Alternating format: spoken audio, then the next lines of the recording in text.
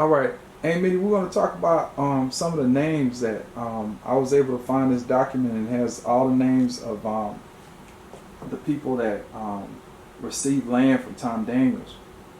And obviously one of them was Etowalla. You know who that was. But tell us what you remember about Loretta Daniels Richards. Loretta Daniel was the wife of Calvin Daniel. They lived together for quite a few years. They had a number of children. One son ended up being a mortician, and several of the children became teachers, such as Frances Daniel, and she worked for the elementary school for a long time. Eva Jean Daniels finished from Texas College, honor student, and she worked at the bank in Lucky for years. And she just retired a few years ago, and she had several other sons and daughters. And I was trying to see, and Billy, yeah, he is retired now. He was a mortician, as I stated. Okay. Yes, and her grandchildren, well, they are Eva Jean's children and Idell's children. And Idell lived in Beaumont for a long time. She had several children, and several of them became teachers. They come over every once in a while for a reunion, so we get to see each other like that sometime. And the grandchildren, they have a dinner on every Mother's Day. At their house? Yes, at the house. Okay. Now, who was Jordan or Jordan Daniels? They were the Calvin Daniels children. Okay. And then there's a George Daniels. Who was that? They were Calvin's. That was like a Calvin son also. He the one who used to come over. He'd walk about 3 miles on these mornings like Saturday and Sunday, and come to say, "Madam, is the bread done? Madam, is the bread done?" And you hear him singing with before we got to the house, "Madam, is the bread done?" And what did Stella say? I mean, Grandmama say what? Thought you say that yes to bread or something. Don't remember right now. And then, so had a couple more here.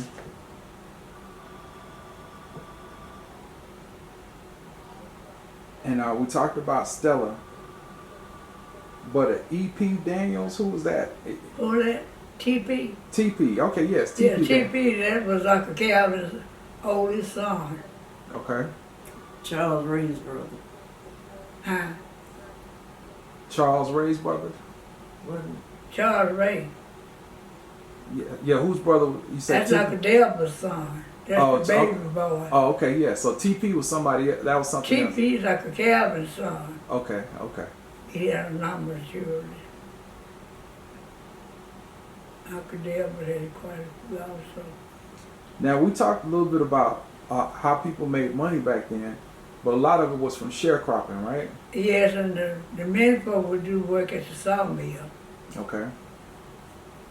Now, I read up about a lot of that with the National Forest and everything right there, but before the National Forest was there, it was just a whole bunch of timber. People, that was all, it was one of the Yeah, they biggest cut areas. pulpwood. That was the main every jobs in that area, working on the farm. And then most of it later became the pulpwood. But however, a lot of the folks from Brackley and Kennard and our neighboring town, which was about 30 miles away, started working at the mill in Lufkin. So they took care of a lot of people in the area where we lived.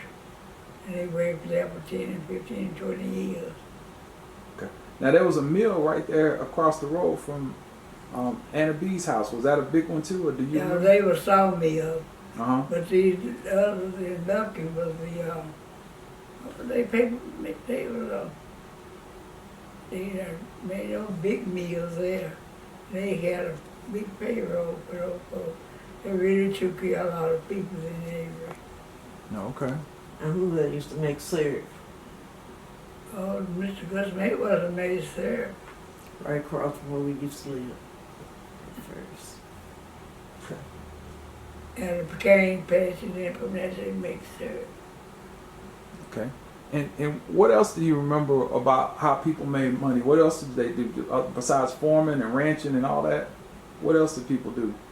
That Pookawood business and that's just about the biggest. Okay. Wasn't nothing too much else to do. Okay. Now we've talked about this before about education. So clearly education was real important. What tell us about how y'all went to school and how y'all ended up going to school. Well, in 1943, when I graduated, I went to Prairie my first year. And after the first year, I went to Tyler and I finished there. And after finishing from Tyler, I came out in 1943 to work and then I went back to Prairie and got my master's. And that's where I spent most of my time. And after that, I just worked in the public school, most at home, which I worked for 56 years. And when I worked for 56 years, I decided to retire. And then at that time, I was given the honor of going to Austin, and I was given a reception there. And I didn't want to go at first, and they said, oh yeah, you have to be honored, go to town. So we went to Austin, and about 21 members of the family went. And we, one Friday morning or Thursday, once we all got in the car, and I was pastor and his wife, and we went to Austin, and I was honored on the Senate floor, and I was given plaques from President Reagan and President, what the other man's name is? I got those plaques from the President and the Vice President and the Senator. We had a flag thrown over one day at the White House for me also. And I had a day at my school for 56 years. And they made, after 1 hour service on the Senate floor, they made pictures, and we left on our way back home, stopped over to eat. First time I ate some alligator. Oh, that's it. Now, when y'all were coming up, like did y'all have public schools like we have now? Yes, we did have public schools. Okay. And I know y'all talked about Mary Allen. Tell me about how did that happen? What was going on? How did y'all end up going there? Well, my sister went to Mary Allen. She'll tell you about that. But the year I finished, they were closed. And I went to Prairie View, and I did go to Mary Allen later, but it was in the summer just for education. Okay. Did y'all have to pay to go to school? Yes, we had to pay. Do you remember? Mr. Bass was the And how do y'all remember how much it was to go to school at that point? No, I don't know exactly how much we paid here, but Reverend Bass was a Baptist pastor, preacher. And he took over and taught school at Mary Allen during the summer. And a lot of us went there to get education. Because a lot of us had been in economics and we had to have education. Okay. And our supervisor was saying, y'all have to go to school for education. We said, yeah, because we've been taking home economics and different stuff like that. And to be education, we had to get the education. So tell me what do y'all like remember about school at that point? I know you talked about it earlier how you was only 3 kids in your class when you graduated, or 3, is that right? Yes, I only had 3. Okay, and so how did y'all do that? Y'all chose to go to school, or certain hours y'all would go to school, or y'all had to work, or how did that work out? Going to Fine. school. It was just regular school like he had. Mm-hmm. But anyway, when I went to Glover, they didn't have no. At first, we went to a school in front of the church where our church is now. It was a school right in front of there, and we had to walk from where we used to live over there. And finally, when they integrated, we got a bus, well, it was a trailer. Now, when you say integrated, you don't mean black and white. You just the Yeah, schools, I just went, two. At first, this was the black. Okay. After that, until I went to the, I think 5th grade or something, it was just black. So one teacher, Miss Carr, taught all the children, all the grades, from 1 to 12th grade. But I left there when I was in the 5th grade and integrated to Glover, went to Glover School. And Now, when you say integrated, these were black and white schools, or just two black I schools? did the black school, we did consolidated. Consolidated that. Two. Uh-huh. Okay, so two Consolidated. black schools became one black school, I guess. Now just that black school. Okay, But so we had a small school then, it just went to the 6th grade or so. okay, And then we consolidated with another school, with a Okay. high school. okay, And we was on one side of the creek and that side of the creek went to Glover, and the other side which was near Crockett, and the other side went to Kenard, which is near Crockett. okay. Now, how did they decide if y'all were going to work, or they needed y'all to work, or was that just something y'all did during the summer? Say what? How did y'all decide? Did y'all have to work when y'all were going to school as well? no, we didn't. We picked cotton when the crop was right for picking cotton. Okay. And chopping cotton. But we did that after school was out. But cotton in the black school, they wouldn't start until late. The whites would start about a month before the color. Because the blacks stayed out to pick cotton. And I guess usually it'd be about a month different in that thing. And besides picking cotton, did y'all do anything else as far as? Pick peas and cotton. And we hold. Chop cotton. That was about all to do in that area. And so y'all were motivated to leave, or y'all motivated to get some education? Yeah. Motivated to get some education. Okay. And so when y'all heard about, or ask, did y'all ever hear about Slocum and what had happened there? Yeah, because Slocum was in the area where we went to school in Glover. Okay. Up above there, where they had this, people had been, the white had been attempted to murder some of the black in that area. Okay. Do y'all remember all that? After I got out. Do y'all remember that happening? No, it happened before. It happened before y'all born, but were people talking about that?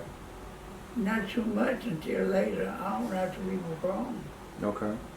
But it wasn't too far from the bus route where we traveled on to go into school, Slocum.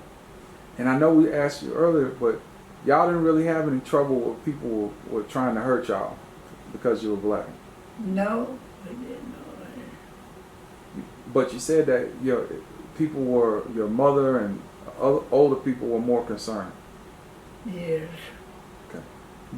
And I know you talked about people coming. What type of people were coming to the house and asking people to come out and all that kind of stuff? Oh, they were a bunch of white men and things in the community. They would get into a kind of a problem with the black men, and then they wanted to fight. And they tell them to come out and this, that, and the other. But they never did anybody get hurt because the Negro left and came to my grandfather. My grandfather had his gun. He dared them to try to get in the house, and they had to leave, and so nobody got hurt. Okay. Now I pulled some documents and I was able to see this. It had it on there. Tom Daniels was known in the community. He was very well known, very well known there. And so this surveyor came to Crockett. They were selling the National Forest, so this was around the 1930s. And from this Houston Land Company to the National Forest Service. That's how the National Forest Service got created. Well, in there, they referred to him as an uppity nigger. They didn't say Negro. They said nigger. Yeah. L-N-I-G-G-E-R. Yeah. Now, but they had a lot of respect for him. They talked about he worked hard and he owned land.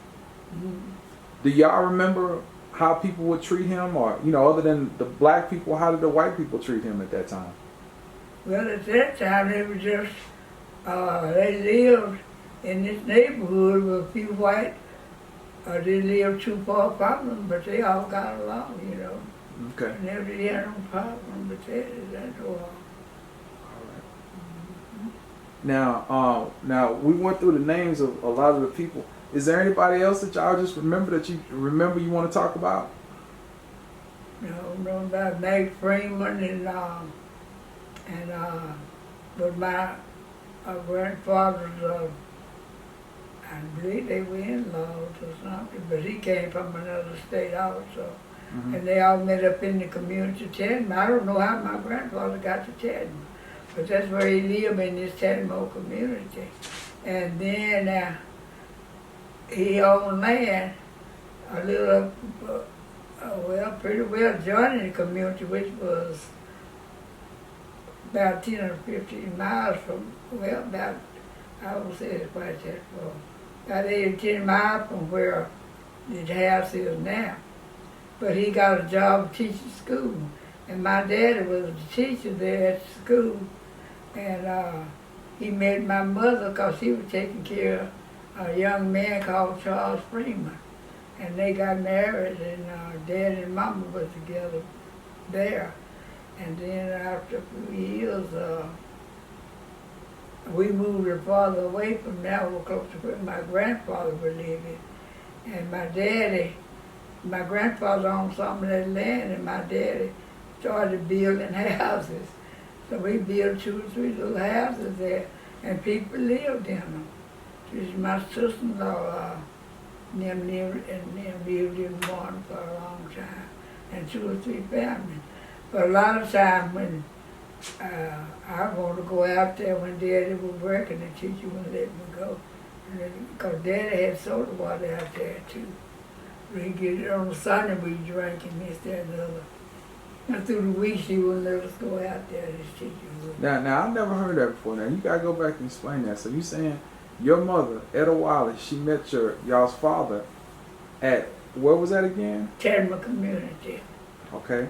And She was taking care of Charles Freeman. Now who was Charles Freeman?